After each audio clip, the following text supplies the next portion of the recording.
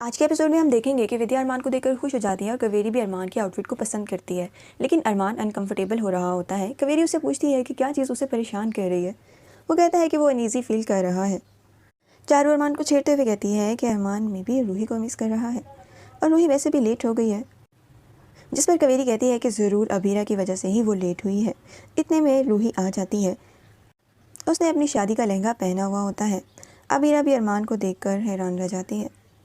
माधव को ये पता चलता है कि अबीरा और अरमान का डिवोर्स अभी फाइनल नहीं हुआ है। वो शॉक्ड हो जाता है। वहीं संजय अपने लॉयर से कहता है कि जल्द से जल्द अबीरा और अरमान का डिवोर्स फाइनल होना चाहिए और अगर ऐसा नहीं हुआ तो अरमान और रूही की शादी नल हो जाएगी। वहीं संजय अपने लॉयर से ये भी कहता है कि अगर मासा को ये पता चल गया तो वो उसे छोड़ेगी नहीं।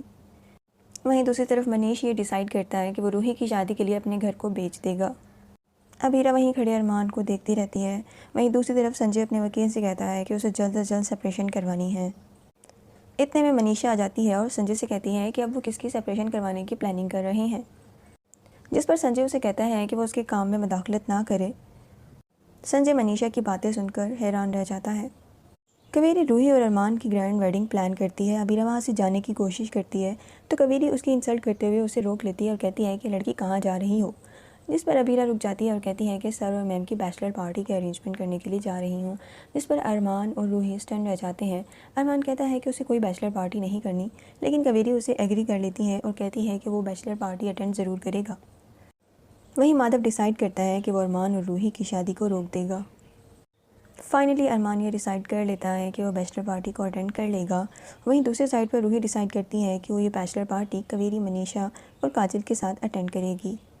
कावेरी ये डिसाइड करती है कि पार्टी का थीम क्या होना चाहिए। अबीरा उनसे अरेंजमेंट्स के बारे में बात करती है।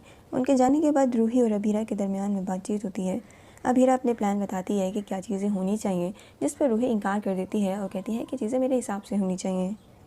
काजल संजय के पास आती है और उसे कहती है कि वो माधव को इंसिस्ट करे कि वो रूही और अरमान की शादी को अटेंड कर ले, क्योंकि शादी पर बहुत सारे गेस्ट आए हुए होंगे और सभी उसके बारे में पूछेंगे।